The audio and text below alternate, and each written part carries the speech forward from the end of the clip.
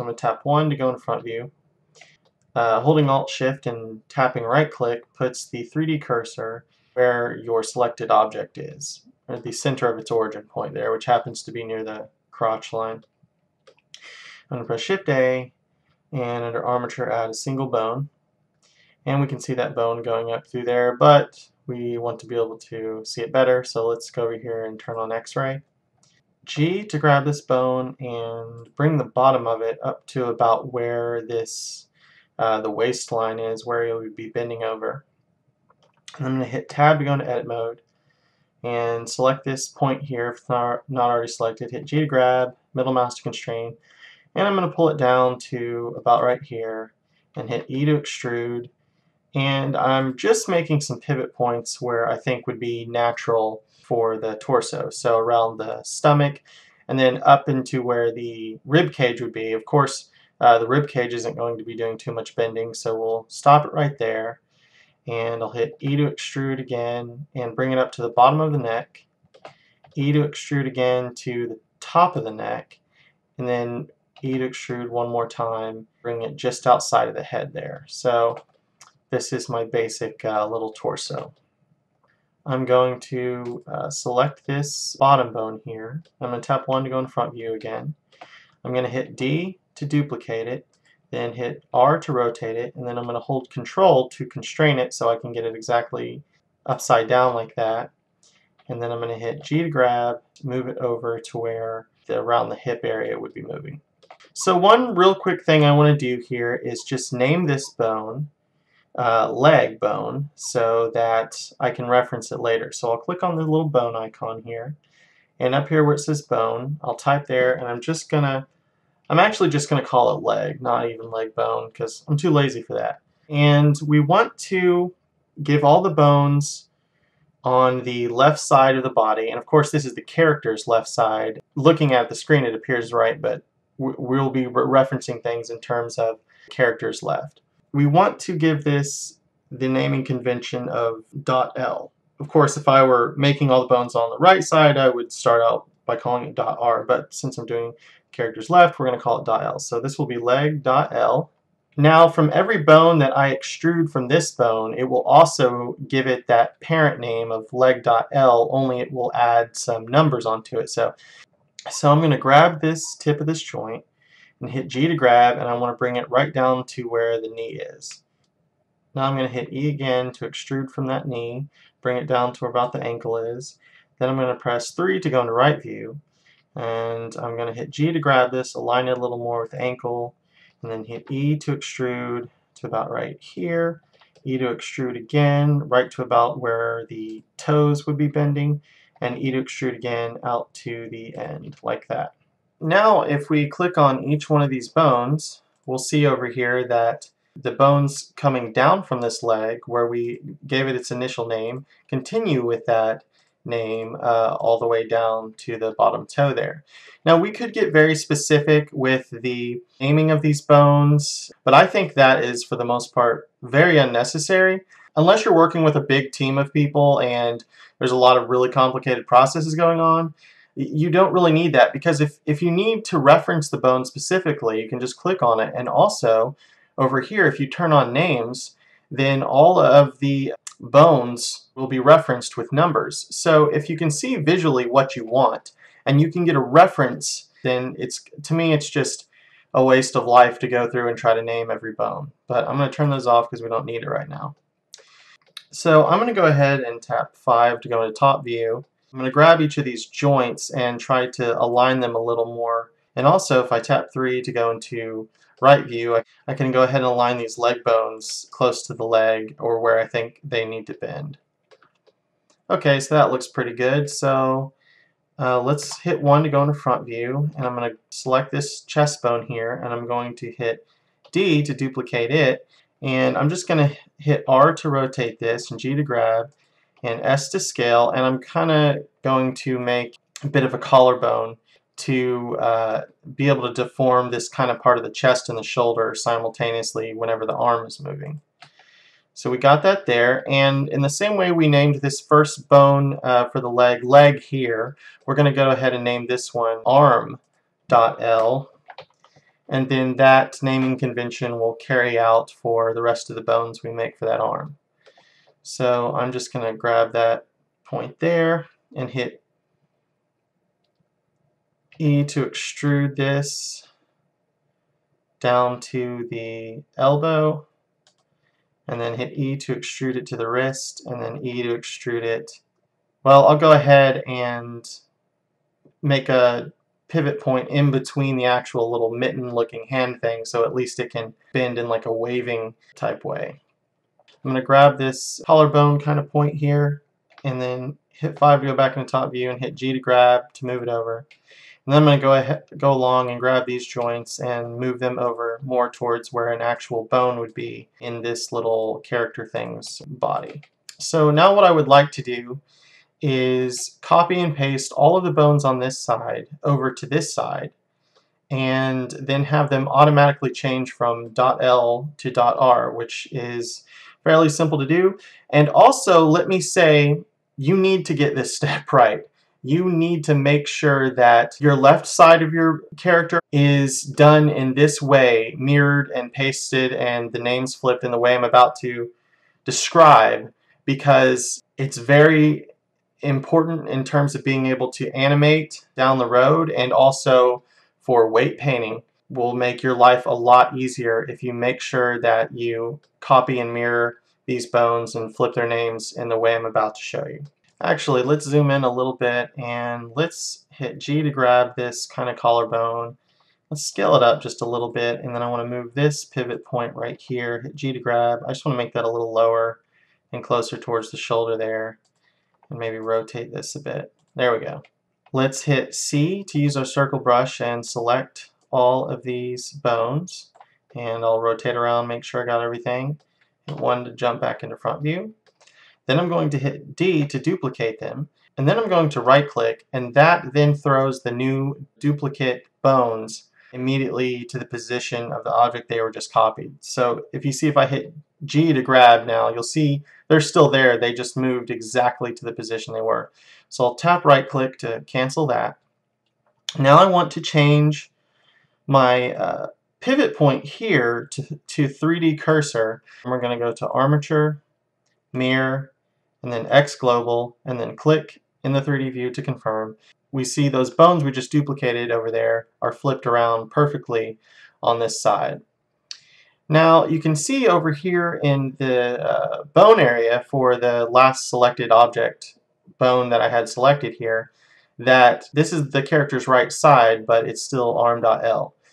To switch all those over automatically, we just go to armature, flip names, and you'll see that here this is arm.R, whereas this is arm.L, and then arm.R1, arm.L.01, and so on. So they've copied the names exactly, only this side is now .R. Let's tap 3 to go into right view, and let's grab these kind of spinal bones and let's position them a little more correctly internally in our character here. I'll go ahead and grab this neck bone, move it there, bring this down just a little bit right there, and looks pretty good. Okay, next we're going to parent our character mesh to the armature like we did in the last video. So to do that, we're going to go into object mode. We see our character selected when we select cube over here. It's just called cube. Let's go ahead and rename that to character, I guess. Let's go ahead and rename the armature we just made for it as characters bones. Hit enter for that. Now what we want to do is parent the character to the character's bones. So I'm going to select the icon by the character and drop it to character bones there, and then this menu will pop up. We select with automatic weights. And so now if I change object mode to pose mode, and real quick, we don't need our pivot point to be around the 3D cursor anymore, so let's go ahead and put it back to medium point there. Now that we're in pose mode, we select this hand bone, we hit G to grab. You'll see that it's now deforming that hand there. So I'll hit Control Z to undo that, and if I hit T to bring up my tools and I click on Auto IK, and then hit T to dismiss them, and I grab that hand again, you'll see it's now moving the whole arm rather fluidly, which is pretty cool. It's a little difficult to see our character with the bones protruding out so much, but we still want to be able to grab them and everything. We're going to leave the X-ray on, but we're going to change the display type from these octahedral shapes to just a wire. And now it's much easier to grab these bones. I'm going to go ahead and reset this position. I'm going to tap A to select all the bones at once, then Alt R, which resets them.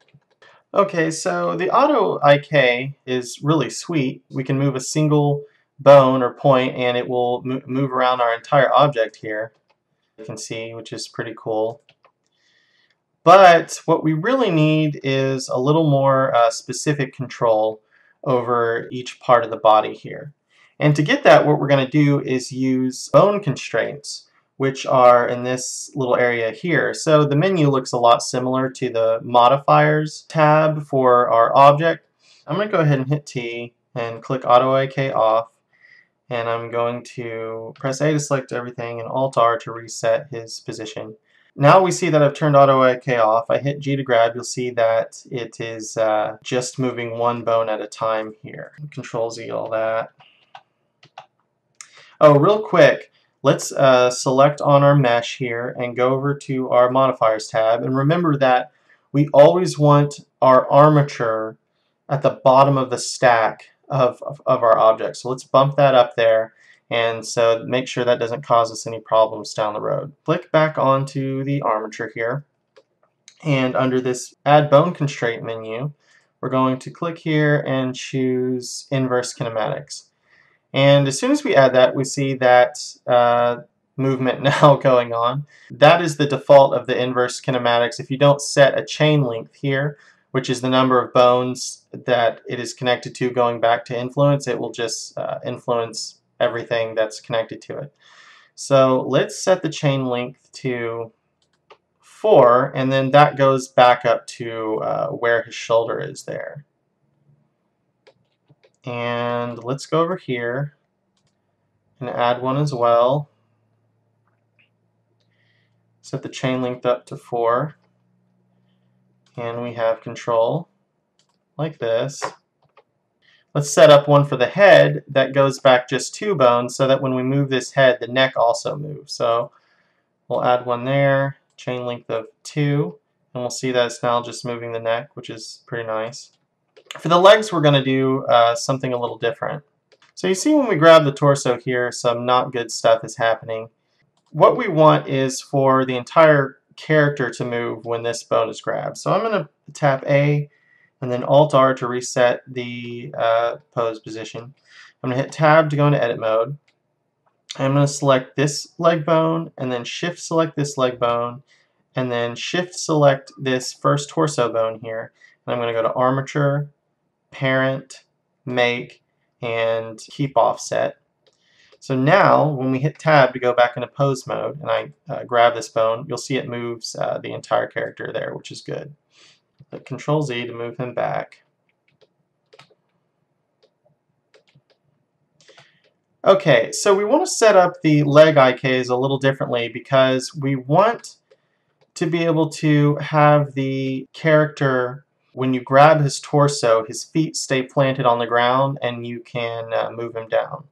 Okay, so to do that, we're going to hit Tab to go into edit mode. Whenever I'm in edit mode, I usually like to work with the octahedral shapes. So let's change the display of our armature from wire to octahedral so it's a little easier to get a grasp on what we're doing here. Select this first joint here where the knee is, and then shift select this other one. And I'm going to hit E to extrude, hold middle mouse to constrain, and pull it out a little bit. So now that I've extruded these, I'm going to select that one and then shift select that one and go to armature, parent, and then clear parent. And now if I hit G to grab these, you'll see that they're now separated from the overall armature. The purpose of that is these are just going to be targets and controls, so we don't need them separated there. So I'm going to hit 5 to go into top view, and I'm going to select this one, hit G to grab, move it over a little bit, and then select this one and move it over also, because I want the knees facing slightly outward here. Okay, the second set of control points we're going to need to make are at the ankles. So I'm going to select that joint and shift select that one, hit E to extrude, hold middle mouse to constrain it along that axis. And then I'm going to once again select this one, shift select that one, go to armature, parent, clear, clear parent. Now it's important to remember that your options are always going to be different depending on what mode you're in. So edit mode is really good for adding bones, changing the placement of bones, parenting things and stuff like that. But you can't do those things while you're in pose or object mode. So you remember you need to be in edit mode for that. If I hit tab, which when selected on an armature, tab will, instead of flopping you between edit and object mode, will switch you between edit and pose mode. So I hit tab and that throws me back into pose mode. Click on the target first because the actual IK constraint is going to go on this bone where the knee will be. So we'll click on this target first, then shift select the bone we want to be targeted to, and then I'm just going to tap Shift I, and this add IK to active bone will pop up. Click it, and you'll see immediately it goes nuts. And if we move the chain length up to 1, you'll see it gets a little less nuts because it's now doing exactly what it's supposed to. This bone is pointing towards this target, only the rest of the leg doesn't know what to do, and that's when these constraints down here are going to come in handy. So as we did with this top part, we're going to select the control first, then shift select the bone we want it to be attached to, and hit Shift I again to active bone, and you'll see there that looks real bad, but when we set the chain length up to 2, that completes the circuit basically. That 1 starts as the control, and then 2 the shin, and then it's now a complete circuit basically. So if I grab this torso bone and hit G, you'll see that when I move this down, the foot is staying in place. It's still rotating, which we'll fix that in a minute, but the basic foundation work is done there. So I'll hit A and then Alt-R to reset that. If I click on this bone, you'll see that what pressing Shift-I did is it added an IK constraint, and it basically filled in all the blank spaces for the connection that it understood we wanted to make because we had the two different things selected at the same time. So the target is character bones, which is what we named the whole armature earlier. And then the bone under that target is leg.r.005. Of course, if you needed to be able to reference that, you would just click names over here, and you'll see that that indeed is leg.r.005 there.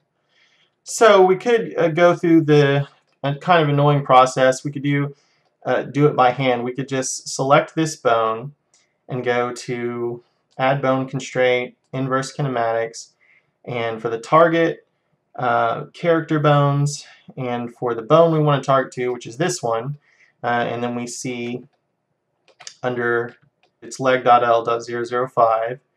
So we could just start typing any part of that name in over here and it will show up. So I'll just start typing in 005 and I'll click leg.l.005, and you see it immediately goes nuts as it did before, and then move the chain length up to 1. And we basically have the same results as if we just when we did for the right leg, but the much simpler process of just clicking on the control, then shift selecting the bone, and then hitting Shift I. That's the long drawn out way. So we'll do the easy way for this last bit of the bone leg here. We'll select this bone constraint and then shift select the bone that will actually have the constraint on it. Excuse me, not bone constraint down here. This is a control. And then so we select that, we shift select that bone, tap Shift I to active bone, and then bump this length up to 2. And now when we grab this bottom torso bone here, you'll see that the legs are staying on the ground. So let's turn off names because we don't need that. So when I hit G, we grab these legs are moving down. To get the feet to stop from rotating, we just select the next bone under this shin bone here, and under the bone options, turn off inherit rotation, and we'll do the same for this bone over here. Now when we grab this bone, the legs stay flat on the ground. And you'll see the knees are pointing out towards our targets here. If we grab one of these targets and move it, you'll see that the knee we targeted to continues to follow that bone along. So I'm going to tap A and then Alt R to reset my pose. Alright, let's go ahead and switch this back to wire since we're done editing our actual armature, and it makes things a little more easy to use. Having this bone selected here, I'm going over to my bone constraints and add an inverse kinematics and just a simple chain length of 3. So it should be 1, 2, 3. So I hit G to grab, and we now have some really fluid looking movement from moving this chess piece here. Only we have a lot more stretching and mess up here than we should, and that is because these little control bones here are parented too low. They need to be parented up higher so that when we move this bone here, there's not that awful stretching there. So the way we do that is we hit Tab to go into edit mode, select this one, shift select that one, and then shift select the bone we want it to reparent to. And just going to go down to armature, parent, make, and keep offset. And then when we hit tab to go back into pose mode, and we hit G to grab this, you'll see that now this isn't flying all over the place and the chest isn't stretching out insanely. So I'll hit A, Alt R. One thing I want to do is these target bones here and these control points, we need to select the bone tab in our properties over here and make sure that deform is checkmarked off, because these aren't used to actually deform any of our mesh, so we want to make sure they are not selected. Finally, we can change the shape of any of these bones to whatever we want. So for instance, we could change these bones here are just basically used as target points for these knees, so we could change them to something a little more relevant. So what we do, we would just switch on over to another layer. It doesn't have to be this layer, it could be any. And then Shift A and add an empty, and under empty we'll just add a sphere. And then we can use this sphere shape or any other object to represent whatever bone or whatever we're doing. So I'll click back on the layer with our object and our armature, and I'll select one of these targets. Well, first actually, let's head back over there and let's go ahead and change the name of this empty to target, so we'll know what we're looking for.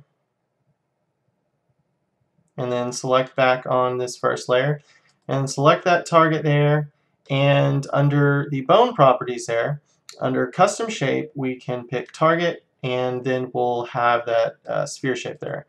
And I'll go ahead and do it for this other knee target point also. Now these are kind of huge, and you might think that you could just scale these down and then, you know, problem solved. But if ever you reset any of these bones, for instance, if I hit A, select all, Alt R, they're going to jump right back to the huge size. And that's because their size and scale and rotation and everything is represented by the actual solid foundation, if you will, of the armature in edit mode. So for instance, however I'm moving or scaling, you can actually scale these bones and make things huge. However you're rotating or moving or scaling objects in pose mode, when you switch back to edit mode, you're going to see that everything is still the same. So if you want to change the default size or rotation of a bone, you have to change it within edit mode for that to be represented in pose mode. So if I go back to pose mode, I'll hit A and tap Alt R to reset the scale, rotation, everything of all the bones so he doesn't have Popeye arm. And then we'll hit tab to go back into edit mode. So we'll just shift select both of these target bones. And because the pivot point is set to medium point, if I were to hit S to scale right now, these two objects are going to scale towards the center. And I don't want that. What I want them is to scale to their individual origins, so I'm going to change it to individual origins.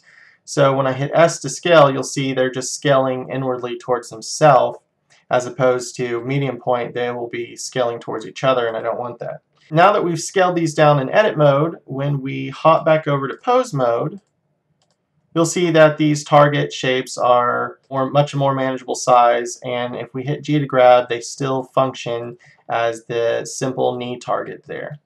Finally, one last thing. If I select this control bone here and I tap 3 to go into right view, you'll see when I hit G to grab to pick it up, I'm able to move the leg around just fine. But if I hit R to rotate, nothing really happens. Now I could just select this immediate bone under here to rotate it, but that would get really cumbersome. When you're picking up this leg, you want to be able to also just rotate that and have that change. And since we turned off the inherent rotation of this bone so that when we grab the torso, the feet stick to the ground, it stopped us from doing that. But we can fix that problem real quick. I'll hit A and then Alt-R to reset that. All we do is select this bone right here, and we want to add a bone constraint of copy rotation. Then the target, we're going to pick character's bones because that's our armature of our character. And then under specific bone, I'm just going to turn on the names so I can be able to reference the bone I want, which is leg .L.006 here I see. So I'm going to select that here, scroll down real quick, select that, and you'll see that messes up the foot real bad, but if I click offset, which is the same as keep offset in some other areas we've discussed before, you see that it works fine. So now I can hit G and I can grab this leg, and then I can also rotate it on the fly. If I grab the end of the toe here and I hit G, you'll see I'm able to pick that up just fine, but it would be nice to go ahead and have a little bit of control there too. So what I'll do is go ahead and add an inverse kinematics constraint there and just bump the chain length up to 2. So now I have good control there. I can rotate my foot at will and grab that. So we want to, just like we added that one, we want to add bone constraint and copy rotation because we want this bone to copy the rotation of our control bone. And under target, we pick character's bones. Under bone, we're going to want leg.R.006 as is displayed here. And of course, we want it to keep the offset so that it moves in correlation to where that's already positioned. So if we grab that and rotate it, we should be able to do the same thing. Then we'll go ahead and pick the toe and add an IK constraint there and increase the chain length to 2 so that we have a little bit of fluid toe motion there. And we're pretty much good to go now. I'm going to tap A and then Alt-R to reset everything, turn names off, and that's a pretty decent basic rig. So hope you've enjoyed watching this and learned something, and stay tuned for some more videos.